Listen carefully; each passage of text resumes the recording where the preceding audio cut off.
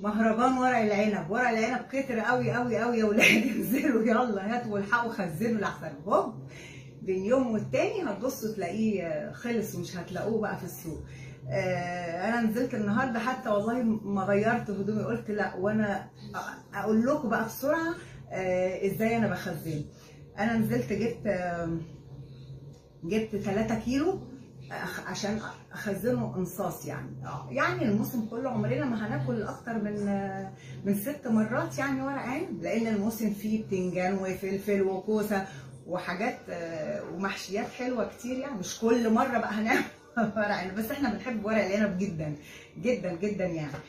بصوا بقى، بصوا جميل ازاي، حلو قوي قوي قوي قوي الحقيقه. انزلوا بقى الحقوا هاتوا وخزنوا واملوا الفريزر عندهم. اللي يعني لو بنوته صغيره مثلا هتجيب يعني هاتي كيلو 4/4 بس، ما تزوديش عن كده، والا هيقعد لك بقى للموسم اللي بعده، الموسم الجديد السنه الجايه هتلاقيه لسه قاعد عندك. لو اسره بقى كبيره لا هاتي بقى هاتي، لان غالبا يوم الجمعه ده بتاع المحشي، يا محشي يا سمك، يا عازمه اولادك على محشي وملوخيه ومش عارفه وفراخ يا سمك.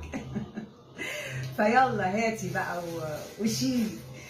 بصوا انا هحطه في اكياس، ده لا بسلقه ولا بعمل فيه ولا بغسله ولا اي حاجه، بطينه بعبله زي ما هو كده، حتى لو مطرب بترابه زي ما هو كده اهو.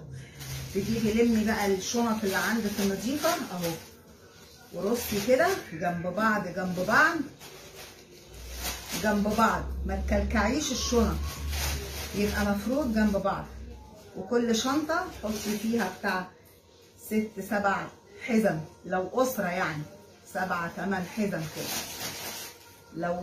لو عروسه صغيره هو حزمتين 3 بالكتير خالص، بس تروحي قافله مطبقاه كده اهو، ويبقى مبطط كده، شايفه مبطط ازاي؟